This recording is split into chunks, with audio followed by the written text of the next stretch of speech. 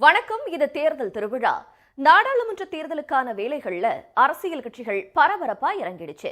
இந்த நேரத்துல நேற்று தமிழ்நாடு முழுவதும் நடைபெற்ற மொழிப்போர் தியாகிகளுக்கான வீர வணக்க நாள் பொதுக்கூட்டங்கள்ல கட்சித் தலைவர் பலரும் பாஜகவை கடுமையாக விமர்சிச்சிருக்காங்க. குறிப்பாக முதலமைச்சர் மு.க.ஸ்டாலின் கொரோனாவை விட கொடியது பாஜகன்னு பேசி தொண்டர்கள உற்சாகப்படுத்தியிருக்காரு. திமுகவை போலவே அதிமுகவும் மொழிப்போர் வீரவணக்க கூட்டங்கள்ல பாஜக தாக்குன்னு தாக்கியிருக்காங்க. 2 திருக்குறளை சொல்லிட்டு தமிழ அழிக்க பாக்குறாங்கன்னு, நாடாளுமன்ற தேர்தல நோட்டாவுக்கு கீழே தான் பாஜகவுக்கு ஓட்டு கிடைக்கும்னு சொல்லியிருக்காங்க அதிமுக தலைவர்கள். தமிழ்நாட்டை போலவே புதுச்சேரியிலும் தேர்தல் களம் பரபரப்பா தொடங்கி இருக்கு. தாமரை மலர்ந்தே தீரும்னு சொல்லிட்டு இருக்கிற துணைநிலை ஆளுநர் தமிழிசை சவுந்தரராஜன் அவங்க போட்டியிட்ட தேர்தல்ல எல்லாம் என்ன ஆச்சு தெரியுமான்னு திமுக மாநில செயலாளர் சிவா ஒரு பட்டியலை வச்சிருக்காரு. அது மட்டும் இல்லாம திமுக வெற்றி பெற வசதியா தமிழிசைக்கு ஒரு கோரிக்கையும் வச்சிருக்காரு.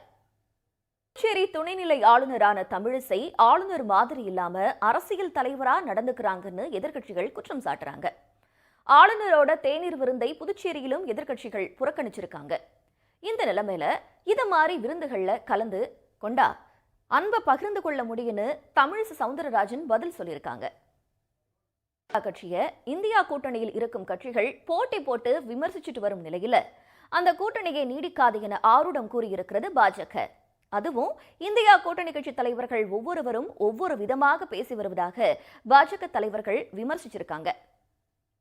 அல்வா கொடுக்கிற பாஜகவுக்கு நாமளும் அல்வா கொடுக்கணும்னு உதயநிதி ஸ்டாலின் சொல்ல, இப்படியெல்லாம் தமிழர்களோட வேலை வாய்ப்பை பாஜக கெடுக்குதுன்னு குற்றம் சாட்டியிருக்கு அதிமுக.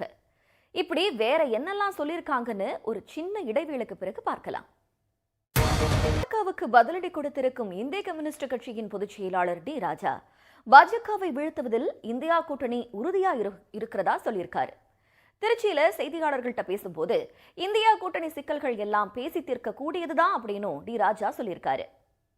இளைஞர்களுக்கு வேலை கிடைக்காமல் போவதற்கு காரணமே மோடி தான் பேசியிருக்காரு அதிமுக அமைப்பு செயலாளர் பொன்னையன். அதை எப்படி மோடி அரசு பண்ணுது அப்படின்னும் அவர் ஒரு விளக்கம் கொடுத்திருக்காரு.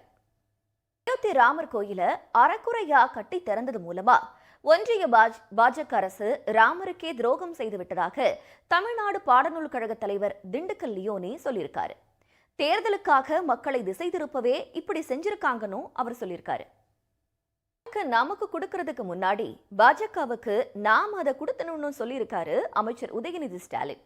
எடப்பாடியும் ஓபிஎஸும் ஜெயிலுக்கு போக போறது உறுதினோ, அப்பவாது தவிழ்ந்து போகாதீங்கன்னு உதயநிதி கிண்டல் அடிச்சிருக்காரு.